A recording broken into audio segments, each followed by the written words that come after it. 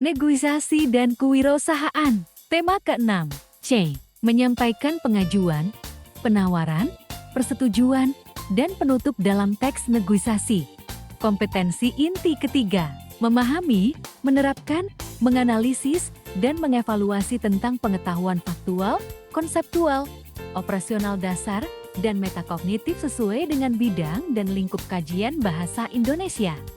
Pada tingkat teknis, spesifik, deru, dan kompleks, berkenaan dengan ilmu pengetahuan, teknologi, seni, budaya, dan humaniora dalam konteks pengembangan potensi diri sebagai bagian dari keluarga, sekolah, dunia kerja, warga masyarakat nasional, regional, dan internasional. Ketiga, 1. Mengevaluasi isi, struktur, atau orientasi, pengajuan, penawaran, persetujuan, penutup, dan kebahasaan teks negosiasi berkaitan dengan bidang pekerjaan.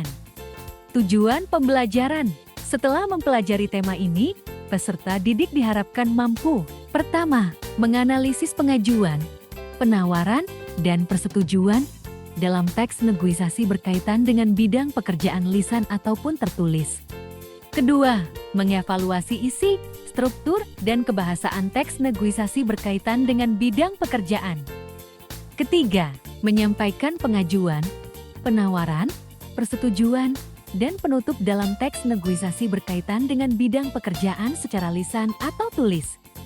Keempat, mengkonstruksi teks negosiasi berkaitan dengan bidang pekerjaan dengan memperhatikan isi, struktur, dan kebahasaan. Unsur-unsur negosiasi adalah sebagai berikut. Pertama, komunikator, yakni pengiriman pesan atau berita. Kedua, pesan, yakni berita yang disampaikan.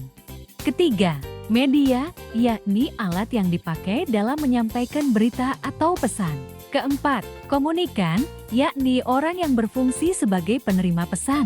Kelima, efek, yakni dampak atau pengaruh pesan yang disampaikan. Unsur pelaksanaan kegiatan negosiasi dapat dipaparkan ke dalam struktur sebagai berikut. Pertama, orientasi, yaitu berupa paparan yang memperjelas permasalahan kedua belah pihak. Kedua, pengajuan, berupa bahan pertimbangan menuju tahap-tahap berikutnya. Ketiga, penawaran, berupa alternatif-alternatif solusi yang harus dipertimbangkan dengan memperhitungkan risiko terkecil. Keempat, persetujuan, pemilihan solusi yang tepat. Kelima, penutup, berupa simpulan pembicaraan yang disepakati kedua belah pihak. Selain menentukan unsur-unsur negosiasi, tahapan-tahapan negosiasi juga harus dilaksanakan dengan efektif. Tahapan-tahapan negosiasi meliputi: pertama, persiapan. Kedua, kalau kamu sebagai pengambil inisiatif. A. Hargai peristiwa. B. Hargai lawan negosiasi. Ketiga, jelaskan tujuan. Keempat, rumuskan masalah yang akan dibahas. Kelima, beri kesempatan lawan negosiasi kamu untuk menanggapi atau menambah dan mengurangi materi. Keenam, sampaikan konsep kamu dengan cara A. Satu persatu. B. Secara keseluruhan. Ketujuh, beri kesempatan kepada teman negosiasi untuk menanggapi. Kedelapan, klarifikasi tanggapan. A. Komentar. B. Bantahan. C. Masalah baru. D. Ide baru. Kesembilan, gunakan strategi. A. Strategi kapan. B. Strategi teknik. C. Strategi lain. Kesepuluh, tawarkan simpulan kesepakatan. Kesebelas, setelah terjadi kesesuaian kehendak, realisasikan dalam perjanjian.